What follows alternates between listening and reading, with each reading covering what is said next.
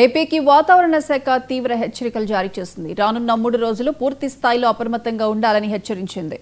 మొంతా తుఫాన్ మరింత తీవ్ర రూపం దాల్చింది. ఇవాళ సాయంత్రానికి తుఫానుగా మారే అవకాశం ఉంది. కాకినాడ సమీపంలో మచిలీపట్నం, కళింగపట్నం మధ్య తీవ్ర తుఫాను తీరం దాటుతుందని అంచనా వేస్తున్నారు. దీంతో ప్రభుత్వం అలర్ట్ అయింది. అధికారులను అప్రమత్తం చేసింది.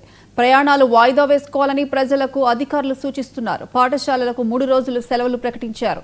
దీంతో ముందస్తు చర్యల్లో భాగంగా అధికారులు, కూటమి నాయకులు ప్రజలను అప్రమత్తం చేశారు. అది ప్రభావవంతమైనటువంటి ప్రాంతం కాబట్టి మీ అందరి టీం అంతా కూడా మేము రావడం జరిగింది. మా నాయకులు కూడా చెప్పారు, ముందు ఈ గ్రామానికి వెళ్ళి మనం ఖచ్చితంగా వాళ్ళకి మనం తెలియపరచాలని చెప్పారు. కానీ ఏదైనా తీవ్రత జరిగే కొద్ది మనకి ఆందోళన మొదలవుతుంది. వృద్ధులు కానీ, వికలాంగులు కానీ, గర్భిణీ స్త్రీలు కానివ్వండి, పిల్లలు కానివ్వండి, ముందు వీళ్ళ గురించి మనం కంగారు పెడతా ఉంటాం. పెద్దల గురించి కానీ వాళ్ళు కంగారు పెడతాం. సో ఏదో మనకి వాతావరణం బాగున్నప్పుడే, కనెక్టివిటీ బాగున్నప్పుడే మనం బయటపడితే మనకి అధికార సూచనలు మీరు మిగిలిన సమయాలు ఏదైనా కూడా అధికారులకు అనుకూలంగా ఉంటారు. ఏదైనా సరే మీరు తీసుకొచ్చి మనకి ఏదైనా ఏ ఇబ్బంది లేకుండా చూస్తారు. కానీ మేము రిక్వెస్ట్ చేసేది ఒకటే, కానీ మనకి కెలామిటీ వచ్చిన ప్రకృతి వైపరీత్యాలు అటువంటి తుఫాన్లు కానీ ఇటువంటి భారీ వర్ష సూచన వచ్చినట్టు ఖచ్చితంగా మీరు అధికారులు దయచేసి మీరు అందరూ కూడా పాటించాలి, వినాలి. ఎస్, మీకు చాలా పెద్దవాళ్ళు ఉన్నారు ఇక్కడ, చాలా మంది ఉన్నారు ఇక్కడ మేము మాకు కూడా కొంత అనుభవాలు ఉన్నాయి. మేము ఏమంటారంటే, మనం చాలా ఇటువంటి వర్షాలు కానీ, వరదలు కానీ, తుఫాను కానీ మేము అందరూ చూసాము. మా సర్వీసులో అన్నీ కూడా చూసాము. ఏమీ కాదనుకుంటారు. కానీ రేపు పొద్దున ఏదైనా మనకి ఏదైనా జరిగినట్లయితే దానికి అందరూ కూడా సమాన బాధ్యత మేము అందరూ కూర్చొని అందరూ కూడా తీసుకోవాలి. ఎస్, ఆ బాధ్యత తీసుకోవడానికి మేము రెడీగానే ఉన్నాం. మేము మా టీం అంతా కూడా ఇక్కడ మండల స్థాయి టీం, మా అధికారులు కానివ్వండి, జిల్లా స్థాయి అధికారులు అందరూ కూడా జిల్లా కలెక్టర్ ఈ రోజు నాడు అన్ని చోట్లకి పంపించి ప్రతి ఒక్కరిని కూడా అప్రమత్తం చేయమని మనం చెప్పారు. కాబట్టి ఇంకా ప్రాణం కంటే ఏది మనకి ఎక్కువ కాదు.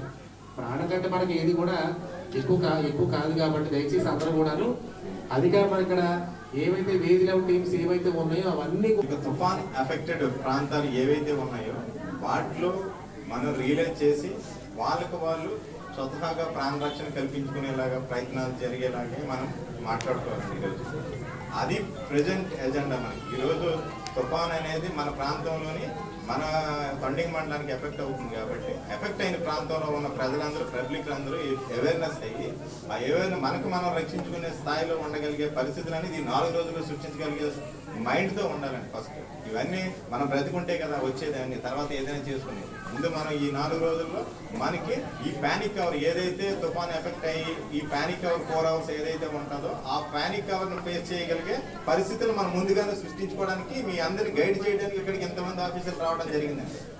అలాగే మన యొక్క నియోజకవర్గం పెద్దలందరూ కూడా ఇక్కడికి మీ అందరికీ గైడ్ చేయడానికి రావడం జరిగిందండి. ఆ 4 అవర్స్ మనం ఎవరికెవరు సహాయం చేసుకుని గుర్తుపెట్టుకోండి.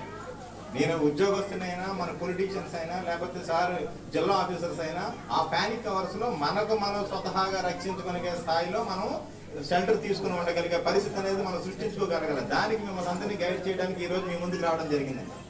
దానికి మనం మాట్లాడడం అనేసి వేరే సబ్జెక్ట్ వెళ్ళడం జరుగుతుంది. అది ఈ రోజు అయితే అవసరం లేదు. అది మనం ముందు మనకి ఎప్పుడైతే 28, 29 తారీఖుల్లో మనకి విండ్ డైరెక్షన్ మన ప్రాంతం మీదకి వెళ్ళే పరిస్థితి ఉంది. కాబట్టి ఆ 4 అవర్స్ ని మనం ముందుగానే అసెస్ చేసి ఆ 4 అవర్స్ మనం మంచి షెల్టర్ తీసుకునే పరిస్థితి అనేది కావాలి. కాబట్టి మనకి ఏవైతే పక్కా ఇల్లు నిర్మాణం అనేది జరగలేదు, కొంతమంది పక్కా ఇల్లు నిర్మాణం లేకుండా చిన్న హట్ హౌసెస్ లో.